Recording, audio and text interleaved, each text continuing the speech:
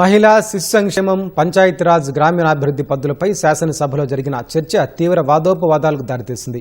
కాంగ్రెస్ ప్రభుత్వం గ్రామీణ ప్రాంతాలను పూర్తిగా నిర్లక్ష్యం చేస్తోందని బీఆర్ఎస్ ఎమ్మెల్యే సునీత లక్ష్మారెడ్డి ఆరోపించారు.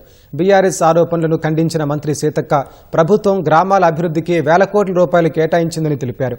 ఈ క్రమంలో సీతక్క వ్యాఖ్యలు సభలో వేడిని పెంచాయి. సబితా ఇంద్రారెడ్డి సీతక్క మధ్య మాటల వేడి పెరిగింది.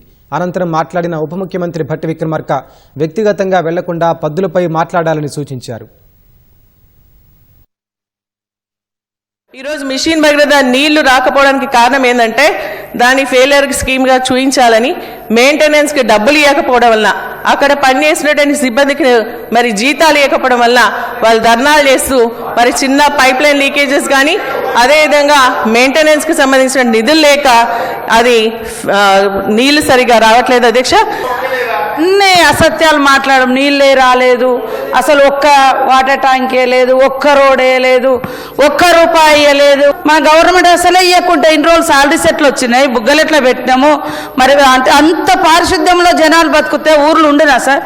గబ్బు కొట్టిపోయి విష జ్వరాలతో చచ్చిపోకపోనా? ఇంత అసత్యాలు మాట్లాడొద్దు. మీరు పెట్టినటువంటి ఈఎన్సీనే నేను కంటిన్యూ చేస్తున్నాం సార్. ఈఎన్సీ ఆఫీస్ నుంచి డైరెక్ట్ గా సర్పంచులతో మాట్లాడుతున్నాం అధ్యక్ష. ఆరమడి పోతున్నారు సబితమ్మ గారు.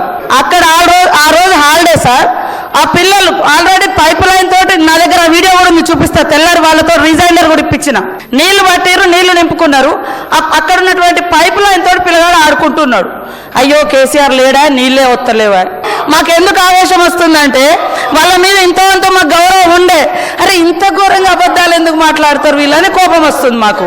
ఒక ఆడ కూతురుగా ఎక్కడి నుంచో గూడాల నుంచి దట్టమైన అడవుల నుంచి వచ్చినటువంటి వాళ్ళం ఇంత పెద్ద పోర్ట్ఫోలియో నిర్వహించడం ఇన్సల్టింగ్ గా మాట్లాడొద్దు అధ్యక్ష. గౌరవ మంత్రి గారు ఉరుమురిమి మంగళం మీద పడ్డట్టు మొన్న నా మీద పడ్డారు, ఇప్పుడు నా మీద పడ్డారు అధ్యక్ష. అర్థం కావట్లేదు అసలు. నేను తనకు పోటీ కాదు, తన ఆ పార్టీలో నేను ఈ పార్టీలో, తనకు అసలు పోటే కాదు. మరి ఎందుకు కామెంట్ చేస్తున్నా నాకు అర్థం కాలేదు అధ్యక్ష. నేను ఆ రోడ్ ఎంబడి అక్కడ నుండి పోతా ఉన్నాను. అంతారం అనే విలేజ్ అధ్యక్ష. చిన్న పిల్లోడు బిందెలో నీళ్లు పడుతున్నాడు అధ్యక్ష. ఏం బాబు ఎందుకు పట్టుకుంటున్నావు నీళ్ళు అంటే నల్ల రాక 1 వీక్ అవుతుందమ్మా అన్నారు. ఇమీడియట్ గా ఆఫీసర్స్ కి ఫోన్ చేశాను అధ్యక్ష. ఏదో రిపేర్ ఉంది అందుకే రాలేదామన్నారు. అమ్మ వ్యవస్థలో లోపాలను ఎత్తి చూపిస్తాం అంతే తప్పిస్తే మీ మీద వ్యక్తిగతంగా కాదు ఇక్కడ. దాన్ని కూడా మీరు తప్పుపడితే ఎట్లమ్మా? దొరసాని అని మాట్లాడుతున్నారు. అయ్యో అన్నాను అంతే. దానికి ఇంత పెద్ద మాటలు మాట్లాడారు. నాకేమర్థమైందంటే అధ్యక్ష, కేసీఆర్ గారి కుటుంబాన్ని సబితమ్మని తిడితే ముఖ్యమంత్రి గారు సంతోషపడతారేమో, అందుకనే కామెంట్ చేస్తారేమో. లేదా అధ్యక్ష, లేదండి.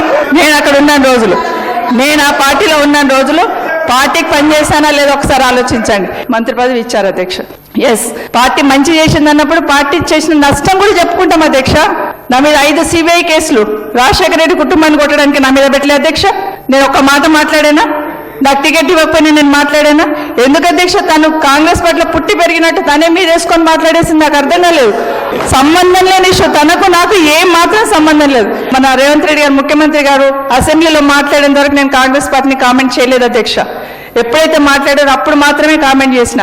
ఆవేదనతో మాట్లాడుతున్నాను. ఆమె కాంగ్రెస్ లో పుట్టి పెరిగిందంటే మీరు పుట్టి పెరిగిన వాళ్ళు ఏం చేసారు మరి? సరే మేము బయట నుంచే వచ్చినాం, కానీ మేము కాపాడాలనే ప్రయత్నం చేసినాం. ప్రతిపక్షంలో ఉన్నదాన్ని మేము పారిపోలే అధ్యక్ష.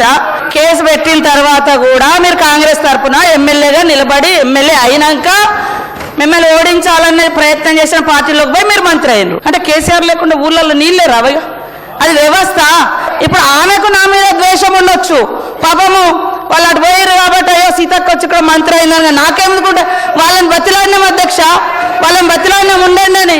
ఆమె కేటగిరీ వేరు, నా కేటగిరీ వేరు. నా రాజ్యం వేరు, వాళ్ళ రాజ్యం వేరు. ఎక్కడో మాది అడవులు, వాళ్ళు హైదరాబాద్ సిటీ, వాళ్ళే ఉన్నత వర్గాలు, మేము అట్టరు అడవి బిడ్డలం అధ్యక్ష. మాకెక్కడ వాళ్ళతో కంపారిజన్ లేదు అధ్యక్ష. మీరు అన్న మాటలను ఒకసారి మీరు పరిశీలించుకోవడానికి నేను కోరుతా ఉన్నా అధ్యక్ష. ఒక మంత్రి అయిన తర్వాత వ్యవస్థను చూస్తాం, వ్యవస్థలో తను నిర్వహిస్తున్న శాఖలో వ్యవస్థ లోపాలు ఎత్తి చూపిస్తాం తప్పిస్తే కులమేంటి మతమేంటి రంగేంటి అని చూడం అధ్యక్ష. మా రిక్వెస్ట్, మాకు అలాంటి అభిప్రాయం లేదమ్మా. జస్ట్ వ్యవస్థలో లోపాలను ఎత్తి చూపిస్తాం. సీతక్క గారు గ్రామీణ ప్రాంతాల్లో నీళ్లు ఇవ్వటం కోసం ప్రయత్నం చేస్తే ఆమె అది చేయలేదు, ఇది చేయలేదు, నీళ్లు రాలేదని నా నుంచి మాట్లాడుతుంది. ఇది ఎక్కడనే అధ్యక్ష. నేను ఎప్పుడు కూడా వారు చెప్తున్నాను సునీత లక్ష్మారెడ్డి గారికి, మీరందరూ, మీరన్నా సబితా ఇంద్రారెడ్డి గారన్నా ఆవిడ గౌరవం కూర్చున్నటువంటి మంత్రులు, గతంలో 10 సంవత్సరాలు మంత్రులుగా మీరందరూ అనుభవజ్ఞులు, సూచనలు ఇవ్వండి, సలహాలు ఇవ్వండి, మంత్రులను గౌరవించండి, ముఖ్యమంత్రిని గౌరవించండి, సభ్యుల్ని గౌరవించండి, అంతిమంగా సభను గౌరవించండి. వీటన్నిటిని వదిలేసి ఏది పడితే అది మాట్లాడుకుంటూ పోవటం ఇది కరెక్ట్ కాదు అధ్యక్ష.